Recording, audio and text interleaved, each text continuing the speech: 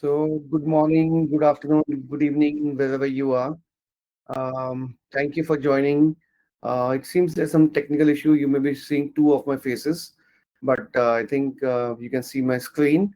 And I will start with the our today's topic of very important topic of the AI compliances with the EU Act and using the NIST AI RMF and of course the ISO 42001, which is a new standard. And let us start from there. Okay, I'll put it in the um, presentation mode. Okay, so that's our topic for today, how ISO IEC 42001 and NIST AI RMF can help comply with the EU AI Act. So that's the agenda. We're going to go quickly through what is the EU AI Act and then what is the NIST AI RMF framework. And then, of course, the ISO IEC 42001 and how it can help comply with the EU AI Act and some of the mapped requirements across these three and how our tool controller can help. Now, before we start with the introduction and everything, our discussion would be more focused towards compliance and use of the ISO and the NIST AI framework to comply with the AUI Act. And we are not going to be discussing any legal aspects of why and how and the debates around why this, why not that, etc., etc. I leave those discussions to my legal friends. And from an auditing and compliance and cybersecurity perspective, we will focus more on the governance and risk aspects and looking at what is required under those categories and how we can help using these frameworks to comply with the EU Act. So about SCDR, we are an end-to-end cybersecurity company based out of Denver, Colorado, Mumbai, India, and Dubai, UAE. Um, we have our own GRC automation tool, which is also based on AI. We are an ISO IEC certification body, a CPA firm that can issue SOC 2 and SOC 1 and other reports. We are empaneled with PCOAB and Cloud Security Alliance for the CSA star audits. In India, we are empaneled with Government of India, certain as a certification for the Government of India sectors. So some of the services that we do is SOC reports, ISO IC certifications. In the Middle East, we do the MENA compliances. In the US and other regions, we do US and other federal assessments. We run a 24/7 CSOC center, which is backed by our pen testing and breach and attack simulation services. And as I said about cloud, CSS Star, we are empaneled with them. Also, we do the ESG reporting services.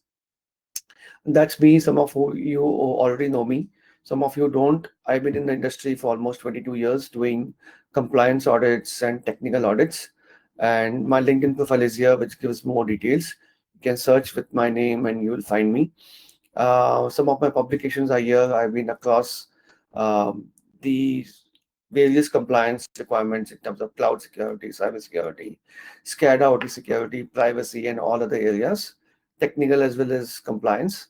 Across my 22 years of cyber relevant experience, I have worked with some big names, audited some Fortune 100 companies, and of course, SMBs, of course, both of them. So now let's come to the context. The context is AI, the rise of AI technologies, the adoption. That is not changing. Okay. Let me refresh the slide.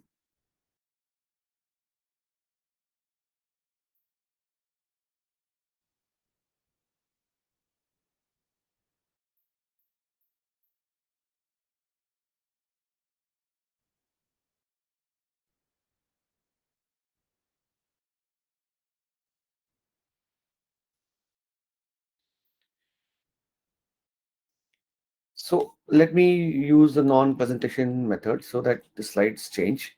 So about SCDF, I said we are a end-to-end cybersecurity firm registered with PCOAB, AICPA firm from Denver, and certification body. We run a 24/7 CSOC out of our Mumbai center, and we have our own controller.ai, a GRC AI-based automation platform.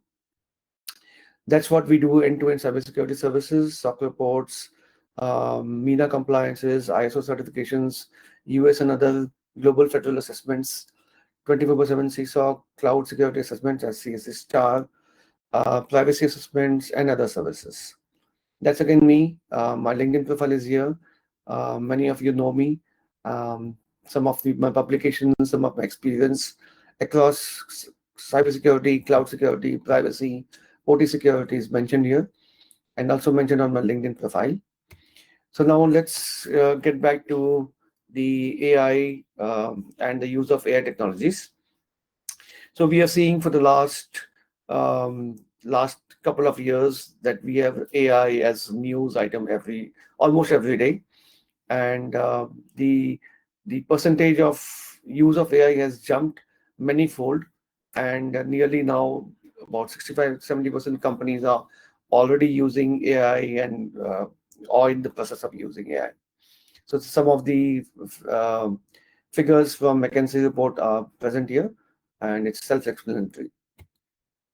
Now, the use of AI also has its risks, right? And one of the use case or the case studies rather of use of AI algorithms, which has resulted in privacy non-compliance and, of course, the GDPR fines of about 2.9 million euros provided by Deliveroo for violating the GDPR norms. Now, such instances will grow, are growing.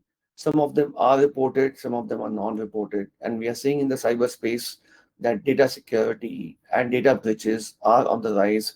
And we have several of those case studies in the open. And I'm just giving one example just to set the context. There are positive sides also, like in this case of Watson Health. They have used strategies to data governance, to do a continuous monitoring, use of ethical AI, and use of AI in a controlled manner, which has resulted in many benefits for the company. So there are the bad side, there's a good side, and let's focus on trying to be on the good side by managing our risks and looking at what EU AI Act has to provide us. Now, why do we need AI and why do we need an AI Act and why do we need a governance, right? So the issue is that we need to address AI specific risks, which are not the same as software and other critical cyber risks. There are differences which we will see in our session today. Now we need to also prohibit practices which are unacceptable risks. We also need to determine clear guidance for everybody, and we need to define specific obligations to the whole ecosystem or the entire supply chain in scope, and to establish a governance structure. So we have the EU AI Act, the first of its kind, which was already in force from 1st of August 2024. And it covers the broad spectrum of AI and for security, research, non-professional, all the requirements from the industry. And what is ISO IEC? It is the first AI certifiable management standard, also called as AIMS, which provides guidelines as to the standard, as to the requirements, as to the processes, policies, and how to do a risk assessment and creating an AIMS, the entire artificial intelligence management system in scope for the entity or for the projects that the entity is trying to deploy, right? It can be used for a project, can be used across multiple projects, depending on how the organization is structuring it. Now, what is NIST AI framework? The NIST AI framework is designed to provide a guidance, to provide a structured approach to conduct risk management in terms of ethical, trustworthy development and deployment of AI systems. Now, what each of it does, right? Now, what is the EU AI Act? It provides the law. It is a law that you need to comply with. comply with the AI systems based on the risks that we will see in the next slides. And how do we comply with them? Now, one is example is they're saying to do risk assessments for high risk applications. Now, how do you do risk assessments or risk management? We use the NIST AI RMF as one of the examples. Of course, there are other ISO standards, but here for this discussion, we are going to use the NIST AI framework, which is more of US specific. In any case, we are going to use that for our discussion today. You can use any standard, but it is more focused on the guidelines provided by the US government agency, which is NIST. It is voluntary, and we can use this standard to help us comply with the EU AI Act. Now, what does the ISO IEC do? It's a guidelines, again, certifiable standard, and we follow an established, repeatable processes in terms of our risk management, in terms of our compliances towards the EU or any other acts that may come in force, and we follow a auditable process which is audited and certifiable and demonstrable to the industry at large. That's how the differences from these three standards. Now let's dive a little deep into the EU AI Intelligence Act. So it is covering both the organizations which uses AI and operates within the EU. So there are so many organizations that are outside of the EU. However, if the systems are being used in EU, right, it is applicable for them also. Now there are 113 articles, 180 receptacles, and about 7 principles, which is used for the development of the Act. Now we have 4 risk categories that we will see again more in detail. Now it's important to understand that there are 4 major categories: unacceptable risks, high risks, limited risks, and minimal risks. Right? Let's see what these are in detail. So before we do that, there are some definitions provided in the Act of what is an AI system, what is a risk, what is a provider, what are a deployer, who's an importer, who's a distributor.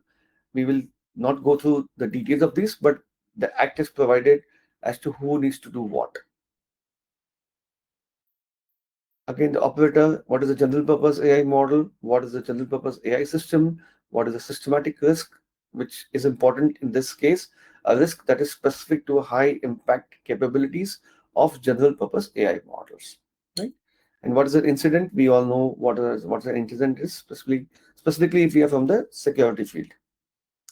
Now, the AI office is the governance body for monitoring with the EU AI Act. Now, the Act imposes prohibition of certain practices that are deemed to be unacceptable risks. So if the risk is unacceptable, it's prohibited. You cannot deploy that in EU. Now, also, it provides the standards for developing and deploying certain high-risk AI systems and provides rules for general purpose AI models. Now, what is an unacceptable risk? Anything which is going to be exploiting or using the social control, right, which poses an unacceptable risk, is prohibited for use. So if you're trying to manipulate or scrape the internet or scrape the entire databases with from CCTV, publicly available CCTV, trying to create a facial recognition and creating database with that, for an example, that's not acceptable and it's prohibited, right? So the impact is AI systems with unacceptable risks are prohibited and are not allowed to be deployed in the EU market. That is one of the first and foremost principles of the EU AI Act. Now, the second and more important from the business perspective, legitimate business perspective, those who have high risks is important, and that is our major subject of discussion for today. Now, what are high risks? Anything which negatively impacts the safety of fundamental rights is a high risk. Now, using of biometrics, using of critical infrastructure, example, water supply, law enforcement, judicial, education, healthcare, anything which impacts a user in EU. If you're going to create any models for a user to interpret the meaning, biased, unbiased, whatever the case may be, right, is a high risk. And anything to do with those users in case of healthcare, education, employment, etc., right? If you're using those models, it is a high risk, and we need to manage those high risks. And that is the impact. It says to establish a risk management system, conduct data governance, establish a quality management system to ensure compliance with the high risk AI systems that needs to be deployed in the EU market after mitigating the risks. So clearly, if the application is AI based and has an impact on safety or the fundamental right, including privacy, right, will have to go through the entire process. Entire process, what is the process? The first is to create a risk management, have a data governance, have a conformity assessment, and then only you can deploy in the EU market. That is the fundamental, ba- uh, understanding that we need to take from this session today. The other aspects are limited risks, where some AI systems intended to interact with natural persons or generate content would not necessarily qualify as a higher risk items, but may entail risks of impersonation or deception. Example are chatbots, deepfakes, right? So, what is the impact of these risks? We need to, it will be subject to lighter transparency obligations.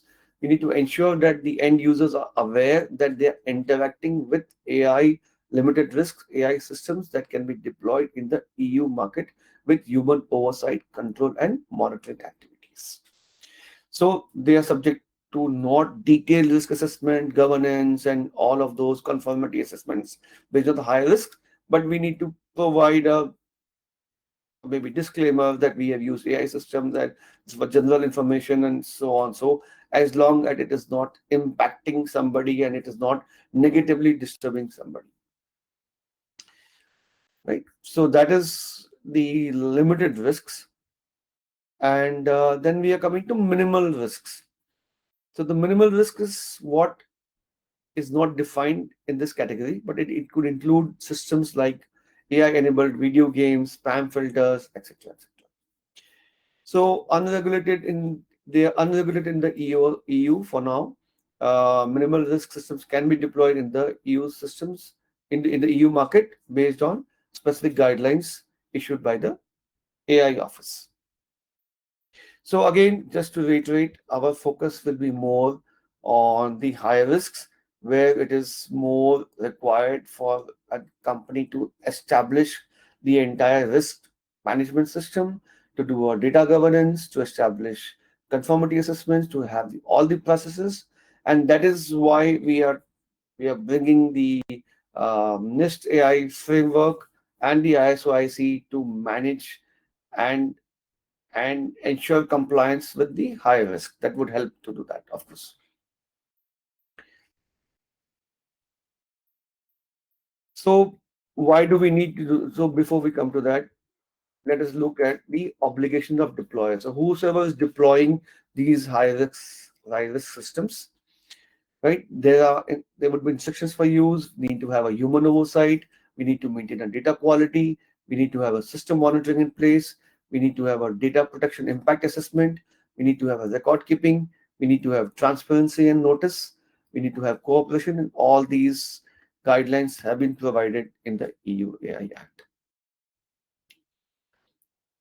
And how does the Act have governance? There's an AI office would be coordinate and oversee the implementation. There's a European Artificial Intelligence Board, which will advise the Commission members. There's an advisory forum. There's a scientific panel of independent experts, right, who will be looking at and guiding, and based on all of these requirements, they will have a set of guidelines as to who needs to do what. Now, why is it important to comply with the Act? Again, most important question. The act is there, but why do I need to comply? Similar to GDPR, where there have been so many fines, they have rather, um, the act provides a fine of 35 million euros or 7% of the worldwide turnover, right? In cases of prohibited AI. If you're deploying a prohibited AI in EU, so you are liable to be fined up to 35 million euros or 7% of the turnover of the company, whichever is higher. For non-compliance with higher risk systems, it's about 15 millions discounted by more than 50% or 3% of the worldwide annual turnover. But still, it's quite high, 15 million. The compliances would not take so much of money, I'm sure. Now, again, coming to the incorrect or giving misleading information to the authorities, right? The fines are about 1% or about 7.5 million euros as provided under the Act. So this is important to understand that if we do not comply with the Act, right, we are liable to be paying these amounts of fines as may be determined by the Commission or the entire board. Now, this is the timeline. The Act was entered into force on 1st of August 2024, and they have given timelines 2025 what we need to do, and by 2026 what we need to do, and by 2027 most systems would be in force specifically for the high risk areas. Now, how AI risks differ from traditional software risks? So it's different, slightly different. Uh, the AI risks are much bigger than the enterprise risk itself because it has a huge impact over the entire society. It can span across organizations, across the states, across jurisdictions, across worldwide. It has high societal impacts, right? And it also brings some risks that are not comprehensively addressed. Some of the types of AI risk are data risks, data quality, model risks, which is quite well known. Model risk also involve the kinds of model they use, bias, fairness, even cyber risks based on the models. So we have so many open source models which are available, and many companies are downloading those open source models. They can have malware, they can have all kinds of risks, which because they are not trust from a trusted source, they're not from a validated source, right? It can have anything, anywhere. So that's one of the requirements for model-based risks. Then we have operational risks, we have ethical risks, we have regulatory risks, reputational risks, of course, financial and supply chain risks. So all these risks types, of course, some of these span other types of risk also, but AI does include all of these risks. Now, since we see that there are so many risks, different types of risks specifically for AI, why is there a different framework by NIST? If you know that NIST has got framework which is a NIST 2.0 for cybersecurity, known as a CSF 2.0. We have a privacy framework, which is different for privacy, and we have a separate risk for the framework for the AI risks per se, right? So why is that? So because these are specific, they're not just software risks or they're not just critical infrastructure risks, right? We need to address them specifically and separately, and that is the reason NIST has made a separate framework. It is designed to provide a structured approach to manage risk associated with AI technologies, ensure responsible, ethical, and trustworthy development of the AI systems. Now, how does it operate? Now in the center we have a govern function, we have a manage, map, and measure functions, right? So this is the govern has 6 categories, 19 subcategories. Map has 5 main categories, 17 subcategories. Measure has 4 main categories, 22 subcategories, and the manage has 4 main categories and 13 subcategories. right? Um, we saw some of these. The characteristics of the system is valid, and it needs to be your system. The AI system has to need to be valid and reliable. It has to be accountable and transparent. It has to be fair with harmful bias managed. It has to be privacy enhanced, explainable and interpretable, secure and resilient, and it needs to be safe. So this is the fundamental requirements of AI systems, which is factored into the framework per se. So some of the AI RMF profiles, there are some different definitions. Some are use case profiles, which are specific to a specific use case. Some are temporal profiles, depending on whether it's a current state or targeted state. Then you have current profiles, which is your current state. Where state are you on? So today, if you need to know where you need to be, first we need to know what is our current state of affairs. So where we are at currently and where we need to go. Target profiles. The difference is the gap, and we need to address those gaps and address them into the framework, into the policies, into the processes, into the entire AI project management per se. Right? Of course, there are cross-sectoral profiles also with this. Now, coming to the ISO IEC standard, right? So, this is the first or the only AI management system auditable standard which can be audited and certified, which was recently launched early, I started last year. So it's an AI management system specified in ISO IEC 42001. It is a set of interrelated interacting elements of an organization intended to establish policies, procedures to achieve these objectives. That's what it says. I think we can skip this. So some of the definitions it provides: responsible AI, reputation management, AI governance, practical guidance, and identifying opportunities within the structured framework. So some of the relevant or related standards, right, regarding related to AI is 22989, which establishes terminology for AI and describes concepts in the field of AI. Then we have ISO IEC 23053, which establishes AI and machine learning framework. And of course, the ISO IEC risk framework 23894, which provide guidance on the AI related risks for addressing to the standard. Now, we discussed earlier that why did we use NIST AI? The reason is our platform controller is using all NIST frameworks, and for better alignment, we chose to use the NIST framework because we are using NIST CSF 2.0. We are using the NIST privacy framework, and to better align, we chose to use the NIST framework, which we will see in the next slides also. So, of course, you can use the ISO IEC standard, and I don't think there should be any issue with that, and it's an acceptable standard.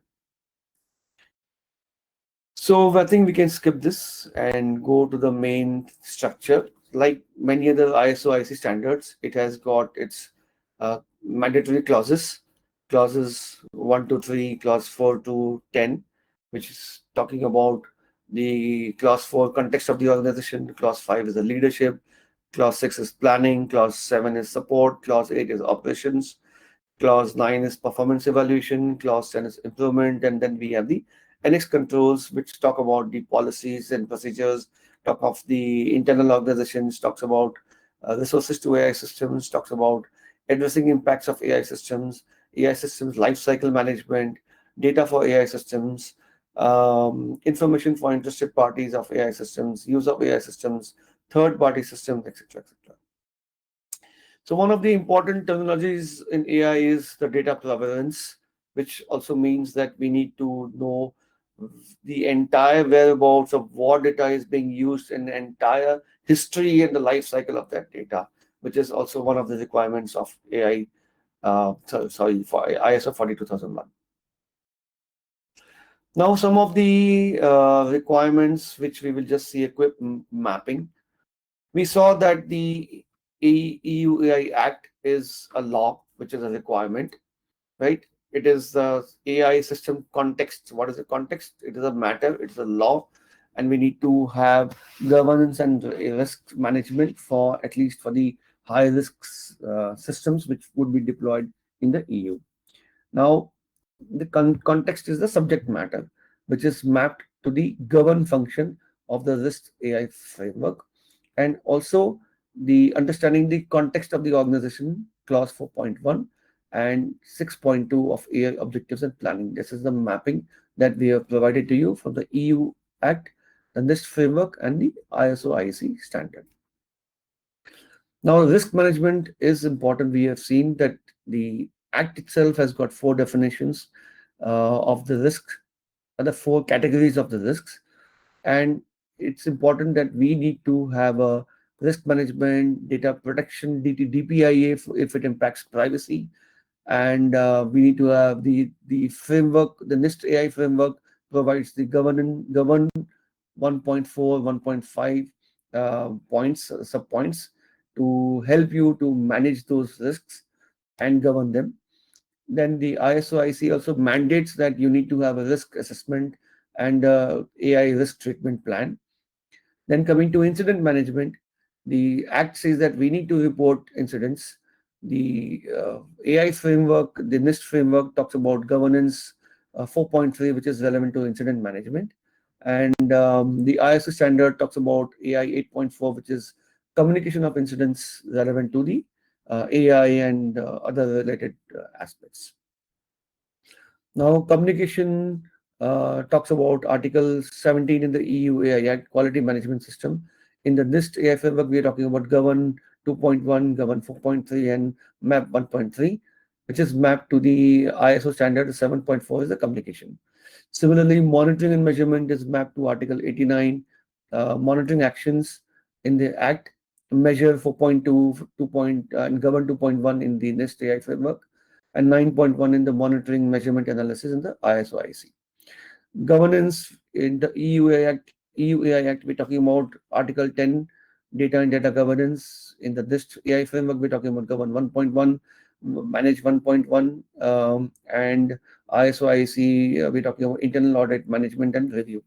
So this is just one example, few map requirements that we have tried to show you here, that this is whatever is required under the EU AI Act. You can use these tools, the NIST AI framework, as well as the ISO IC 42001 to comply with that and manage the entire requirements of EU AI Act. Now, I was talking about the why NIST AI RMF. The NIST privacy framework is also available on our platform, which can be used where there's a data privacy impact.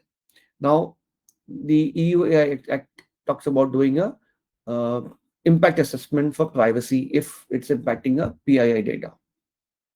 Now, you will need a specific framework to do the PIA, DPIA, or PIA, as the case may be. And for that, also, you need a framework. You can use either frameworks, you can use the NIST. And for us, it's easier because in our platform, we have both the NIST privacy framework as well as the NIST AI framework, as well as the NIST CSF. So it's easier for entity to manage within the same tool. So that's one of the reasons. But you will need that. What I'm trying to tell you is you will need the privacy framework also. You will need a security framework also to manage the AI risks. Only the AI RMF may not be just sufficient, because if it's impacting privacy, if it's impacting cybersecurity, you will need to correlate. You will need to create maybe a new structure for you, or have different structures encompassing all the three areas of cybersecurity, cloud security, privacy, and AI security.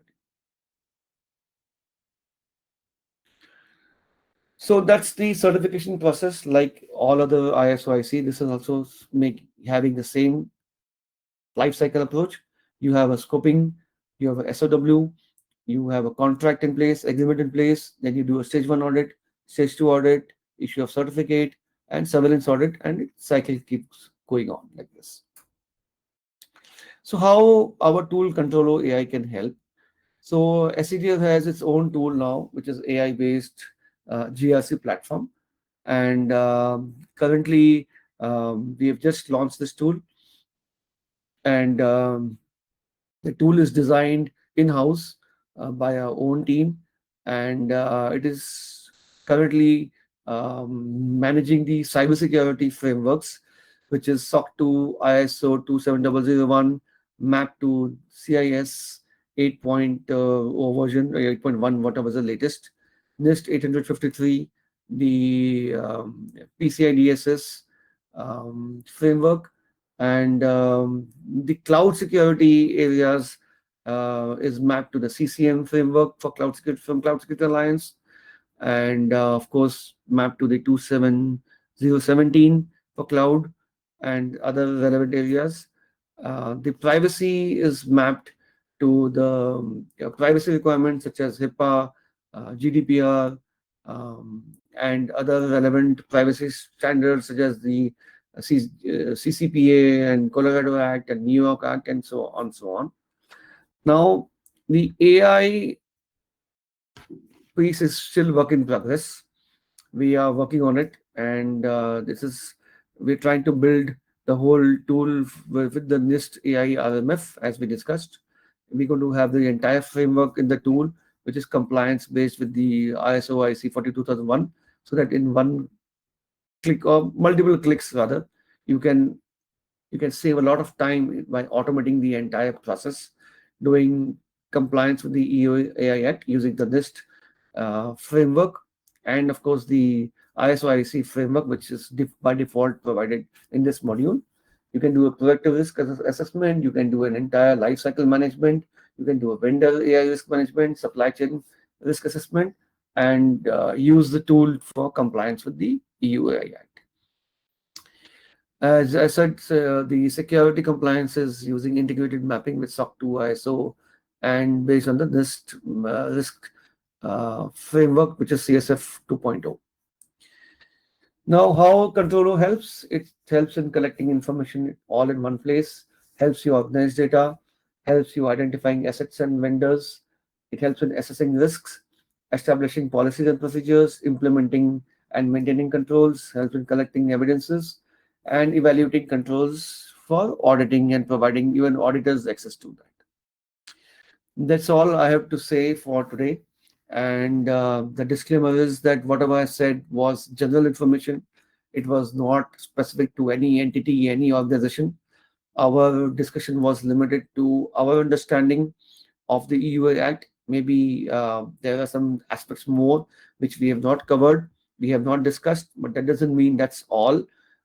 We wanted to provide our point of view in terms of using the ISO 42001 framework, encouraging entities to use any AI risk framework to comply with the Act, as well as get themselves certified to the ISO standard for better visibility, better compliance with the EU AI Act. Now I'll turn to Alva for running the polls and, of course, the questions. Alva, can you run the polls and the questions, please?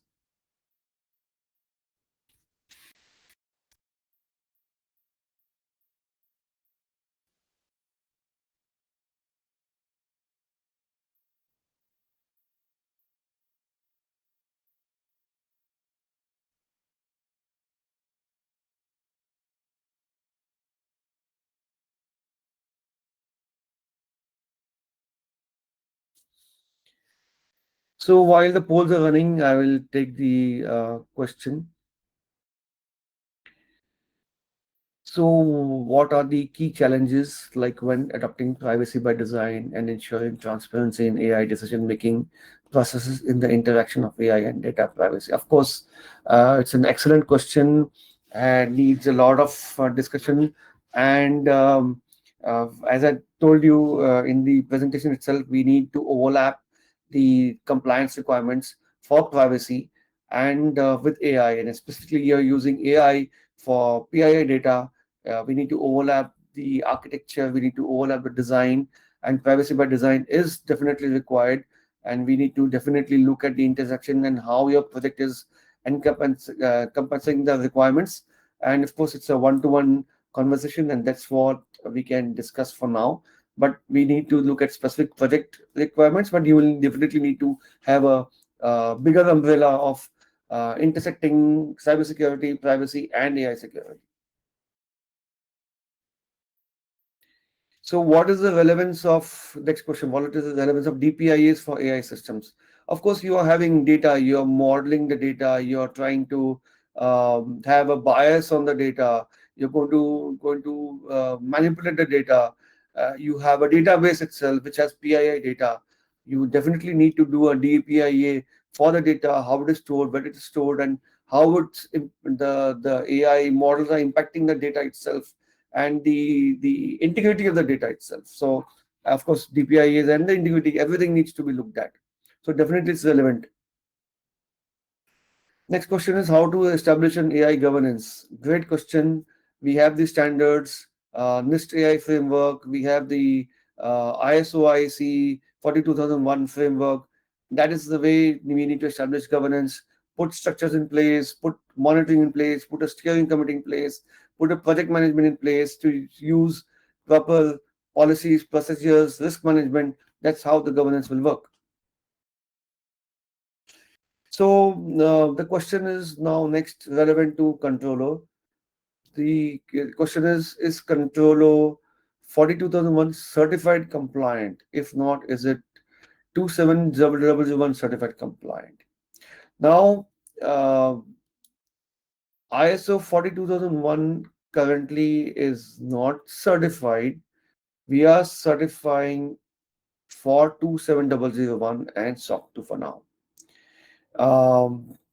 Because the use of AI in 42001 is very limited, and it does not impact any PII data or any third party data at all.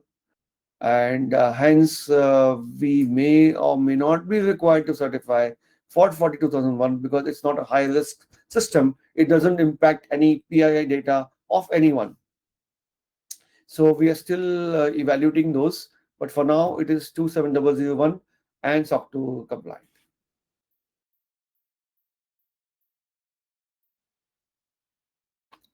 So can you show any sample report? So this was, let me reiterate that this presentation was not for controller.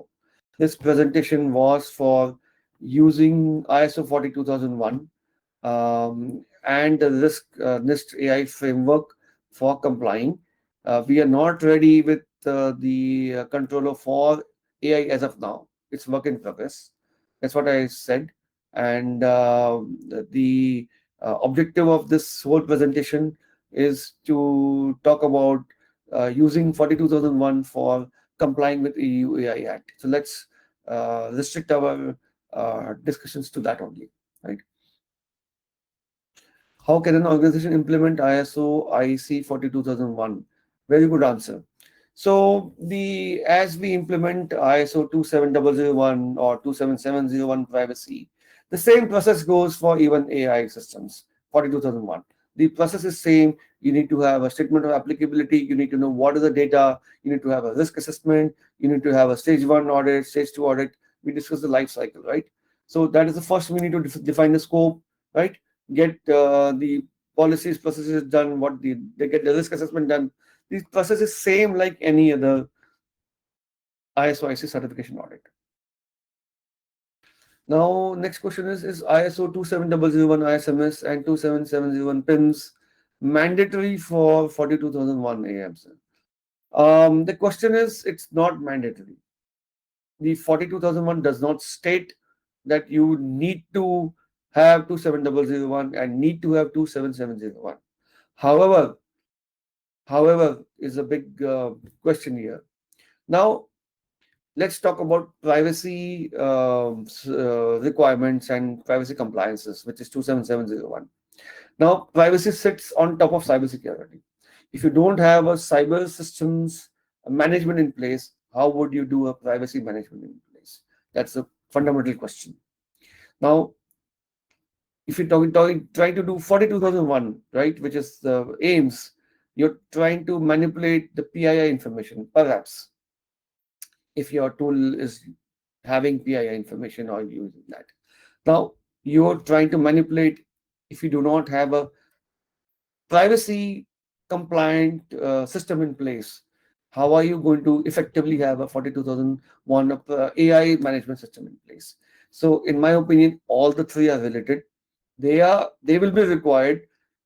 ISMS and 27 and PIMS both will be required to do 42,001. However, you may choose not to certify it. So I'm not saying the certification is required, but you will still need to have the framework in place to interalign with 42,001. Both the things. I hope I answered the question.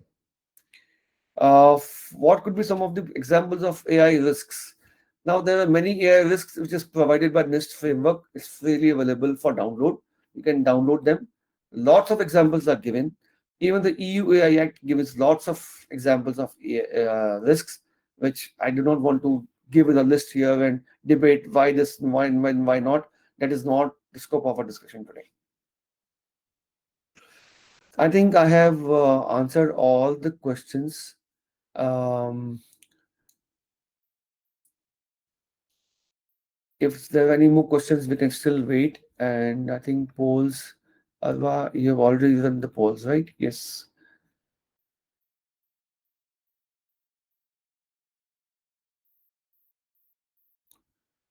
So that's it. I have all these questions answered, and I have no more questions. So I thank everybody for joining the session and listening patiently.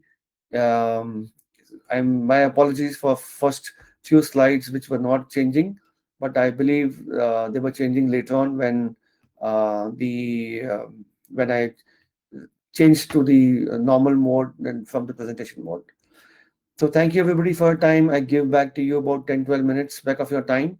You have a great day ahead, great evening ahead, depending on where you are. And thank you for joining. Thank you once again.